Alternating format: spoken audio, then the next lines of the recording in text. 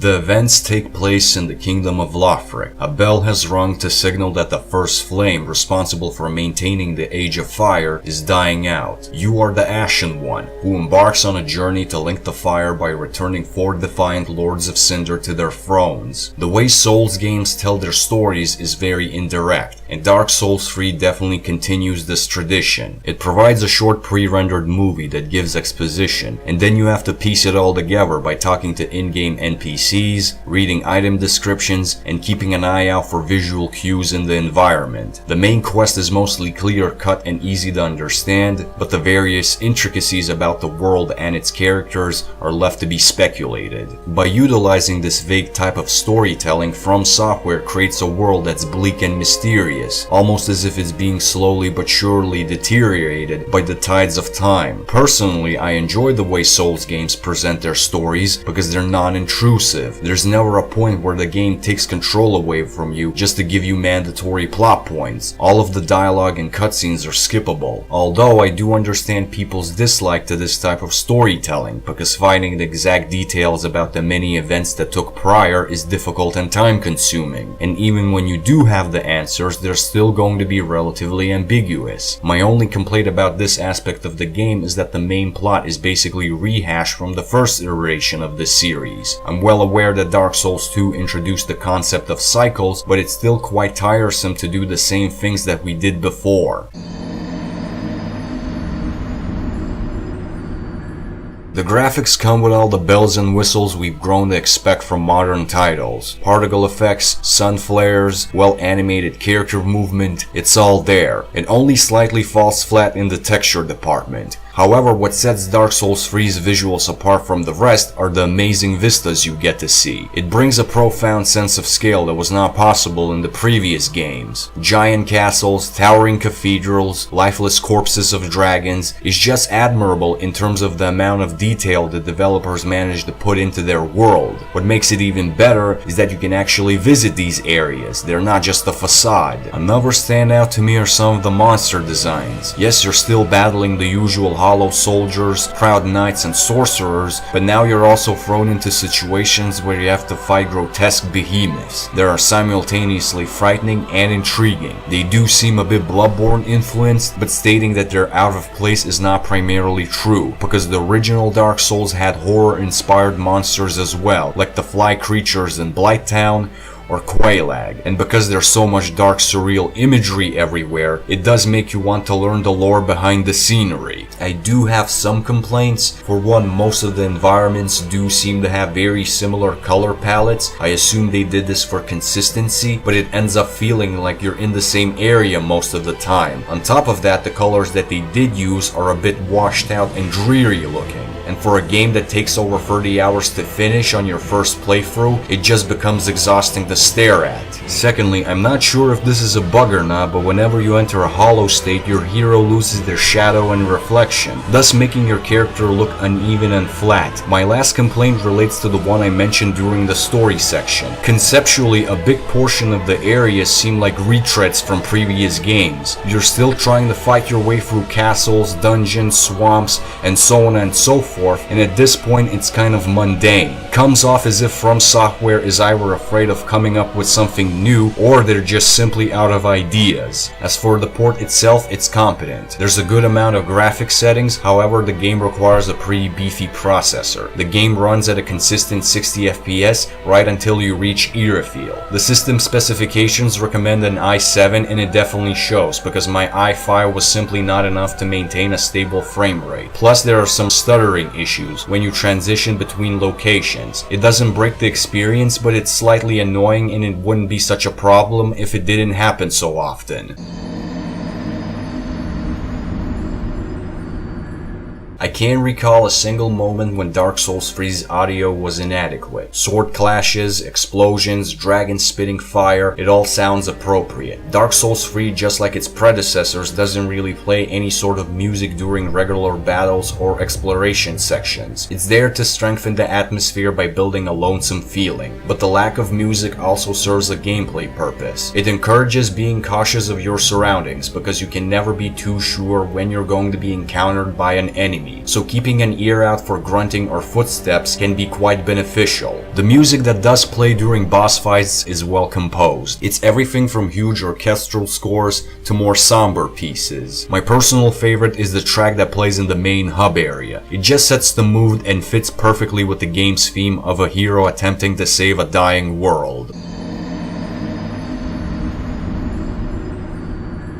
The core gameplay remains unchanged in Dark Souls 3. It's a third-person action RPG. What makes Souls games unique though is that it uses a checkpoint system called bonfires. When you die, you return to the last bonfire you rested, with most of the enemies being respawned. Furthermore, you lose all of your souls, which is the main currency in the game that you gain by killing foes, but you're given a chance to get them back via corpse run. This is where most of the difficulty comes from. You always have to make the decision to either go back and spend your points to level up or move onward to the next bonfire and risk losing all of your hard-earned souls. This type of system forms situations that keep the gameplay both intense and thrilling.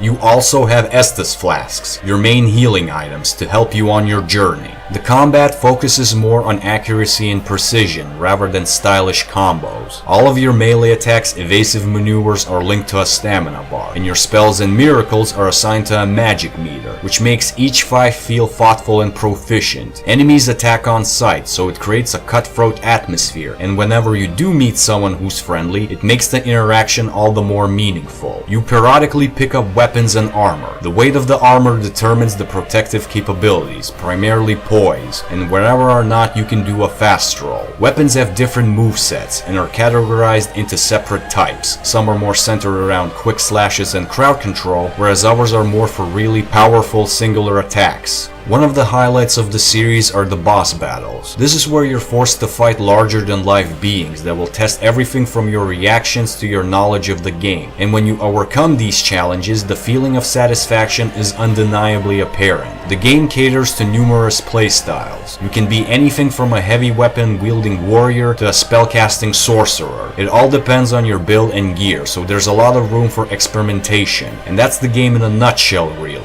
Now, with every release, From Software tries to change up the mechanics in hopes of improving them. In this section, I'm going to share my thoughts about specific alterations to the gameplay. First of all, I'd like to talk about the feel of the combat. They unequivocally revamped it. Weapons feel chunkier, the sense of collision is way better, and it's just more enjoyable to kill enemies this time around. Plus, they added power moves to melee weapons. I like what they did with the Ember system. In previous games, humanities were used to restore you back to human form, and this allowed to summon in other players to help you out. However, that meant you were also in danger of getting invaded, so it resulted in most players just staying in undead form to avoid these confrontations. Embers reward you with bonus health, so there's more incentive to be in ashen form. Thus, invasions can happen more often. Plus, you attain ashen state when beating a boss, which makes these victories even more fulfilling. I appreciate what they did with Estus flasks. In Dark Souls 3, they're pretty much your fundamental healing items, which only raises their value.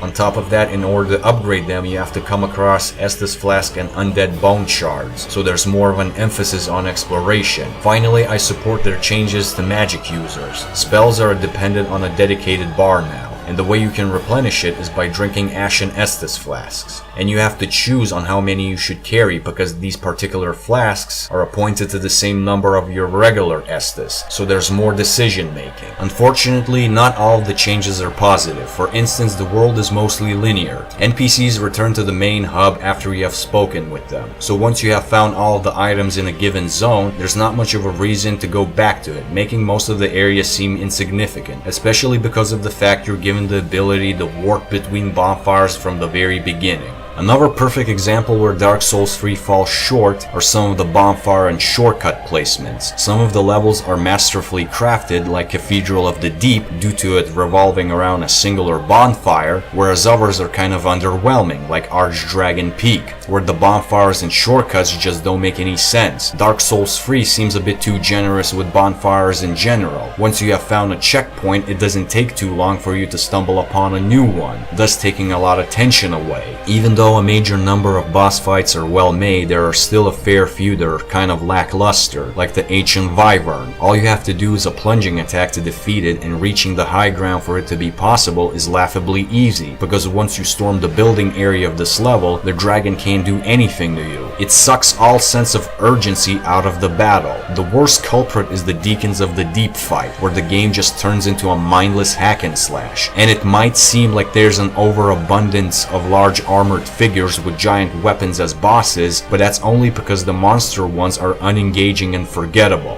Plus, the whole game feels a bit streamlined. Now you don't have to go to different blacksmiths in order to craft different elemental weapons. It's all available at one place. Creating a boss weapon no longer requires you to upgrade a certain weapon up to +10. The fact that you sometimes get teleported to an area where you need to go only shows that From Software is not confident with its player base. And you can respec your character 5 times on each playthrough, removing all consequence from coming up with builds. We can make fun of Dark Souls 2 all we want, but the featured power stance added complexity to the combat, and getting rid of it is uncalled for. What really disappoints me is that they didn't fix the issues that were plaguing the series as a whole. When you hit a wall with your weapon, you enter a stagger state, but enemy attacks just phase through solid objects like it was nothing, resulting in you taking damage. Is just nonsensical. There are still no penalties for leaving a covenant. You can disband and join a new one whenever you feel like it. The AI on certain enemies is exploitable as well. The giant worm in Smoldering Lake exemplifies this perfectly. Once you get behind it, it's completely helpless. Though my main problem is that the entire game is pretty much more of the same. We're still trying to link the fire,